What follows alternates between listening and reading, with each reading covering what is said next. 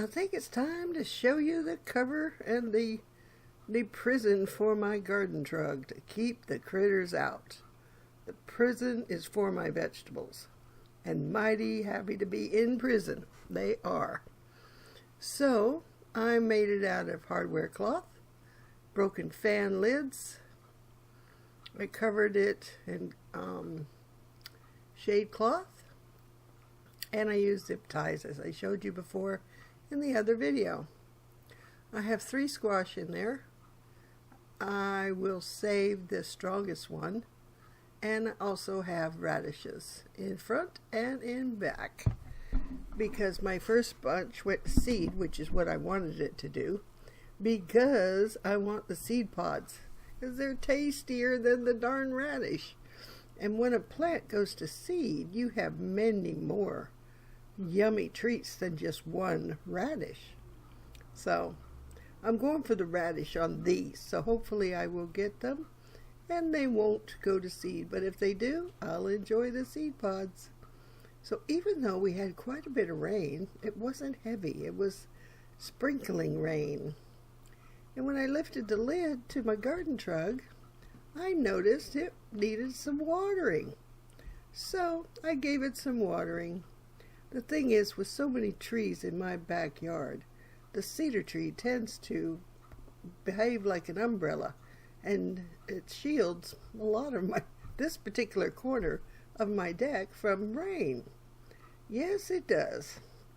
It shields it from snow and rain and a bit of wind as well. So I'm going to put the cover back on in a quick fashion because we don't want those cabbage mouth butterflies lurking around going, how do I get into there? So I want to show you, these are my beans. They're purple beans, and I have a few beets in there. Sorry about this raw video, but I was having a wobbly day on my knees. So I'll show you better on those potatoes in that tote, that gray tote. But first, I'd like to show you what's in here. I have some styrofoam boxes, and I have some plants potted up. And I have a cloth over top, a shade cloth, because these are brassicas. And they're newly outside, so I wanted to protect them, and also from all the rain that was coming. So they're doing beautifully under there. And I thought I would show you what's in my dishwashing tub.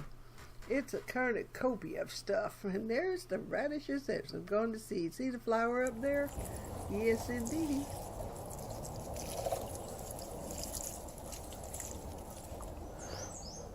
There we go. Now we're going down the stairs into the wild thing garden.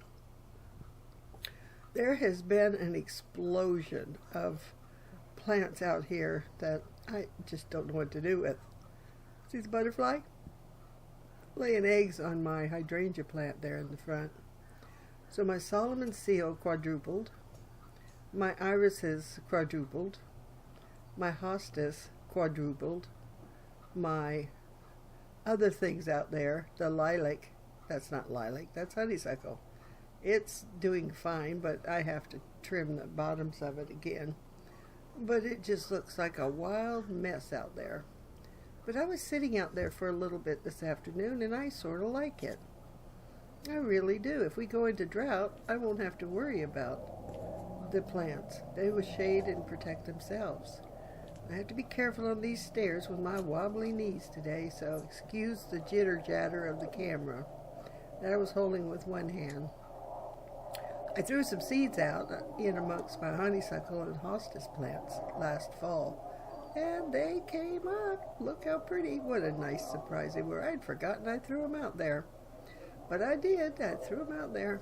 And look at them now. They're just beautiful. Not the proper time of day for showing you because it's too sunny, but by the time the sun leaves and I'm in a nice lighting for the garden, the mosquitoes find me too quickly. And I don't run anymore, and I can't hurry anymore. So, you know, this is the best I can do with what I got to work with, folks. So, I am going to go around the corner after showing you around the corner this way. It's really hard to distinguish what you're looking at. There's so much green. All the way in the back there's my asparagus going crazy. Turning into Crazy Harry, I like to call him. There's the ferns from the asparagus. Harvested asparagus about 4 times. And there's that big cedar tree. That's the trunk. So there's irises down there surrounding my permaculture bed that I no longer use because it's just the slugs.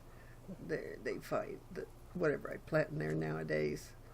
Yeah, they certainly do. So my flowers are in bloom, my peonies, my white peonies. I just love this.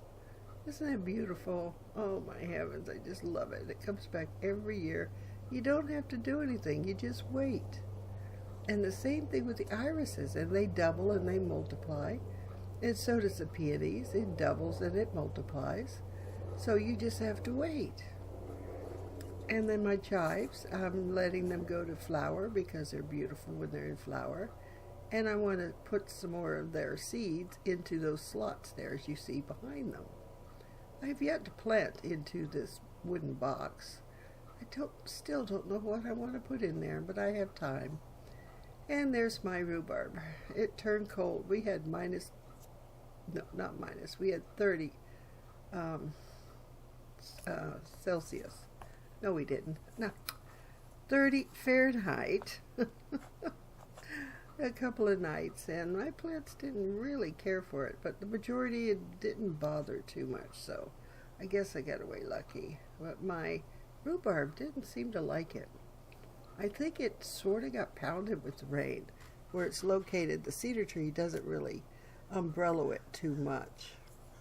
But the plants over there, oh my goodness, the comfrey went crazy, and it's like 4 feet or 5 feet tall. It was laying down after one of the rains in the evening, so I had to put it up into a tomato cage.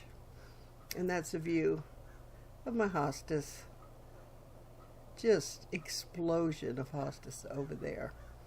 And 24 years ago I bought one hostas plant, and I have divided in the end of June, not every year, but every second year I suppose. And I wind up with over 75 hostas plants. And they're strung all along the yard, all along the fence, in the back, along the other side, along this, by this honeysuckle tree, and all around the rock garden there, right there. And then the irises are in front. It's like, who's going to crowd who out?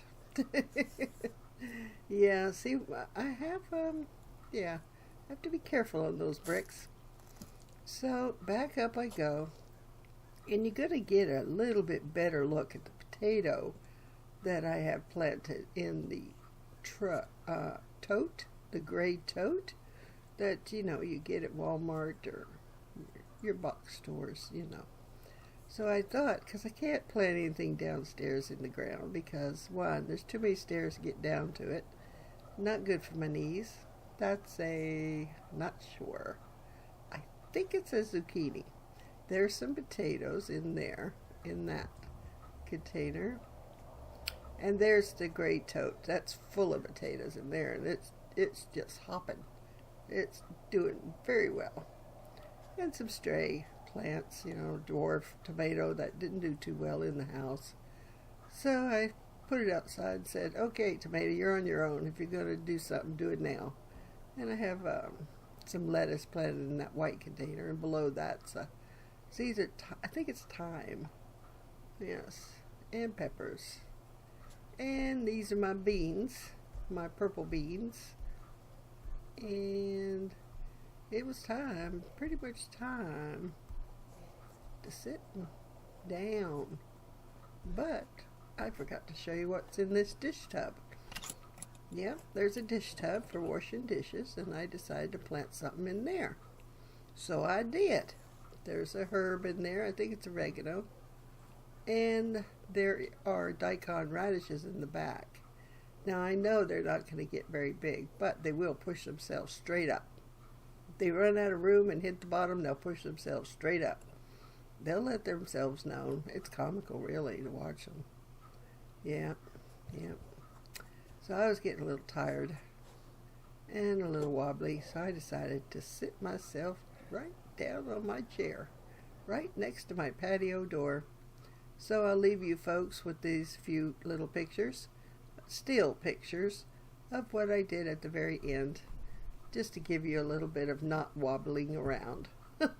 Hopefully next go around in July, I'll be more steady on my feet after all this rain. The rain gets to people's joints sometimes, and mercy, it's gotten to mine.